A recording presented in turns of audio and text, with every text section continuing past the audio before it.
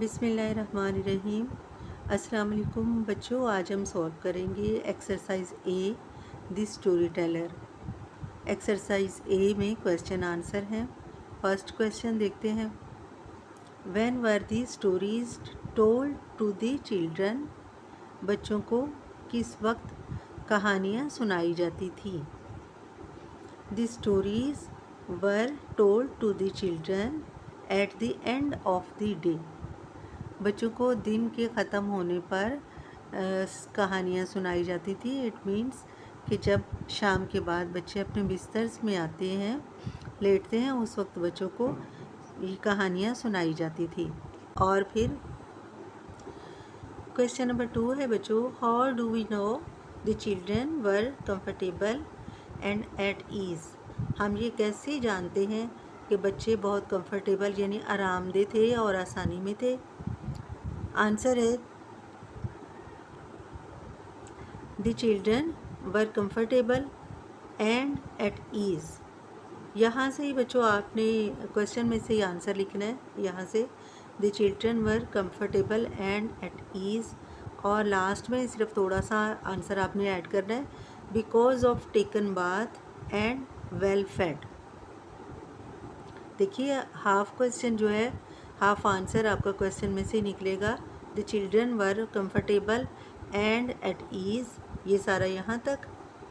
Because of taken bath and well fade, क्योंकि उन्होंने bath लिया यानी नहाने और अच्छी तरह खाना खाने की वजह से बच्चे बहुत कंफर्टेबल थे।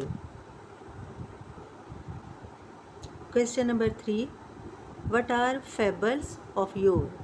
फेबल्स ऑफ योर क्या हैं? These are the stories of old times. ये पुराने वक्तों की कहानियाँ हैं। पुराने वक्तों की कहानियाँ जो कि हमारे आबा व अजदाद हमें सुनाते थे, उनको कहते हैं fables of yore. Question number 4, when would the shadows creep and phantoms appear? किस वक्त जो परछाइयाँ हैं अक्स वो रेंगते हैं और भूत ज़ाहिर होते हैं? तो बच्चों उसका टाइम है when the children went to sleep, जब बच्चे सोने के लिए चले जाते हैं। विदाउट ऑफरिंग प्रेयर्स, नमाज पढ़े बगैर या दुआ मांगे बगैर जब बच्चे सो जाते हैं तो फिर उनको ऐसे महसूस होता है या डर जाते हैं जैसे कि शेडोज़ रेंग रहे हैं, परछाइयाँ रेंग रही हैं और भूत भी ज़ाहिर हो रहे हैं, उनको भूत नज़र आते हैं। ये सब इस वजह से है कि बच्चे सोने से पहले दुआ नहीं मांगते। Question number 5, who tells the stories now and to whom? अब कौन वो कहानियाँ सुनाता है और किन को? इट मीन्स कि जो कहानियाँ हमारे बुज़ुर्गों ने हमें सुनाई हुई हैं, अब वो कौन कहानियाँ सुनाता है?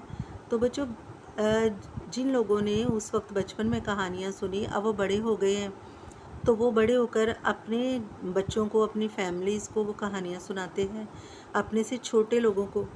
Now children tell the stories, अब वही बच्चे कहानियाँ सुनाते हैं। आफ्टर ग्रोन अप, बड़े होने के बाद। टू देयर यंग, अपने जो यंग हैं, अपने से छोटे हैं, खुद बड़े होने के बाद अब वही बच्चे वो कहानियाँ अपने से छोटों को सुनाते हैं। क्वेश्चन नंबर 6 है, what clues are there in the lines which tell us the stories were really good ones? कौन से ऐसे क्लूज़ हैं, कौन सी ऐसी बातें हैं, ऐसे सुराग हैं जिनकी मदद से हम अंदाज़ा लगा सकते हैं कि स्टोरीज़ जो हैं वो बहुत अच्छी होती हैं, वो जो सुनाई जाती हैं स्टोरीज़ बहुत अच्छी हैं? तो बच्चों इसका आंसर ये है कि चूँकि वो बच्चे कहानियाँ बहुत ज़्यादा इंटरेस्ट से सुनते हैं विद इमोशंस, इससे हमें आइडिया होता है कि स्टोरीज़ अच्छी हैं। The children were listen the stories with great interest.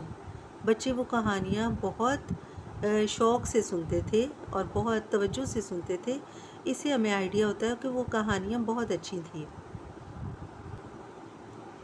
Question number 7, do you think the stories were fighting? Why? क्या आप ये सोचते हैं कि स्टोरीज़ जो थी वो बहुत खौफनाक थी? फ्राइटनिंग यानी खौफज़दा करने वाली। वाई? अगर आप ऐसा सोचते हैं तो क्यों? Yes, the stories were frightening. जी हाँ, कहानियाँ खौफजदा करने वाली थी, हॉरिबल थी, because of shadows and phantoms, क्योंकि उन परछाइयों और भूतों की वजह से। क्वेश्चन नंबर 8 है, do you think the story teller, do you think the story teller, आपके ख्याल में कहानी सुनाने वाला was a good story teller and why? क्या कहानी सुनाने वाला एक अच्छा कहानी सुनाने वाला था, और अगर अच्छा था तो क्यों? Yes, he was a good story teller. जी हाँ, वो एक अच्छा कहानी सुनाने वाला था। He got full attention of children, क्योंकि उसने बच्चों की मुकम्मल अटेंशन या उनकी तवज्जो हासिल की हुई थी। तो बच्चों, जैसे हमने पढ़ा है पोएम में, स्टोरी टेलर में, कि बच्चे बहुत इंटरेस्ट से और गौर से बातें सुन रहे थे और अपनी पूरी आंखें उन्होंने खोली हुई थी, और इससे हमें ये अंदाज़ा होता है कि उनकी फुल अटेंशन थी उस स्टोरी में।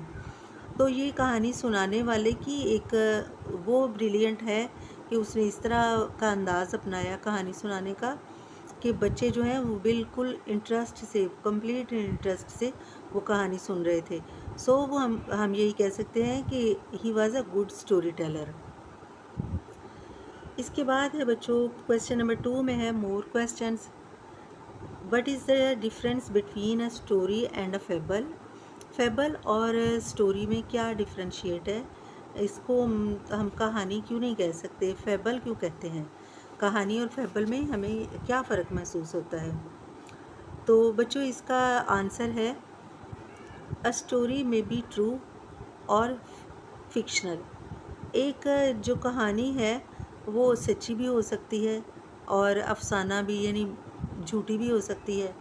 While the fable always fictional, जबकि फेबल जो हैं वो हमेशा अफसाने ही होते हैं, यानी सच्ची कहानियाँ नहीं होती, इसलिए हम इनको फेबल कहते हैं। ये जो बच्चों को इस तरह भूतों वाली कहानियाँ सुनाई जाती हैं, ये सच्ची कहानियाँ नहीं होती, इसलिए इनको फेबल कहा जाता है। और जो स्टोरी होती है वो सच्ची भी हो सकती है। नेक्स्ट क्वेश्चन है, विच words in the poem describe actions? कौन से ऐसे वर्ड्स हैं जो पोएम में डिस्क्राइब किए गए हैं, बयान किए गए हैं, जिनको हम एक्शन वर्ड्स कह सकते हैं, जिनमें कुछ काम हो रहा है, कोई एक्शन हो रहा है? तो बच्चों, ये हैं वो वर्ड, जैसे है प्ले, बाथ, फीड या फेड, इस पे लिख सकते हैं। Creep, sleep, feel, tell, listen, pray, इस तरह के काफ़ी और भी वर्ड हैं जो इसमें से आप स्टोरी में से ढूंढ सकते हो। थर्ड पे है, विच words in the poem rhymes? Poem में कौन से हम आवाज़ अल्फाज हैं जिनका साउंड जो है वो बिल्कुल मैच होता है, जैसे कि फेड, बेड, इस तरह के हम आवाज़ अल्फाज, जिनको उर्दू में हम काफ़ी अल्फाज भी कहते हैं। तो बच्चों, इनमें है day, play, fed, bed, wide, side, crept, slept, played, prayed, chill, still, old, gold are the rhyming words. बच्चों, एक्सरसाइज ए का क्वेश्चन नंबर 3 है, answer the questions about this line from the poem. Poem में से ये इतनी line ली गई है, इसमें से हमने क्वेश्चंस के आंसर देने हैं। If first they had not prayed, अगर उन्होंने पहले दुआ ना की हो तो क्या होता है? तो यहाँ जिनके लिए बात की गई है, हु इज़ दे, वो कौन है? यहाँ पहले उनके लिए ये पूछा गया है कि किन के बारे में बात की गई है जिन्होंने दुआ नहीं की। ये है बच्चों इनके answer. If first they had not prayed, who is they are children, वो बच्चे हैं जिन्होंने सोने से पहले दुआ नहीं की थी तो उनको डर लगा। नेक्स्ट क्वेश्चन है, what might happen to them if they had not prayed, उनके साथ क्या हो सकता है अगर वो दुआ किए बगैर, दुआ पढ़े बगैर सो जाएं तो क्या होता है? They may have shadows and phantoms in their dreams, तो वो अपने ख्वाब में परछाइयाँ और भूत वगैरह देखते हैं। लास्ट क्वेश्चन है बच्चों, विच वर्ड और phrase in the last verse reminds us of these things. कौन सा ऐसा वर्ड है, ऐसा कौन सा कलमा, ऐसे कौन से अल्फाज इस पोएम के लास्ट पैराग्राफ में जो हमें याद करवाते हैं खौफ वाली चीज़ों को, यानी कि ये स्टोरी या पोएम जो है ये हॉरिबल है, इनसे हमें कौन से ऐसे वर्ड्स हैं इनसे हमें खौफ आता है।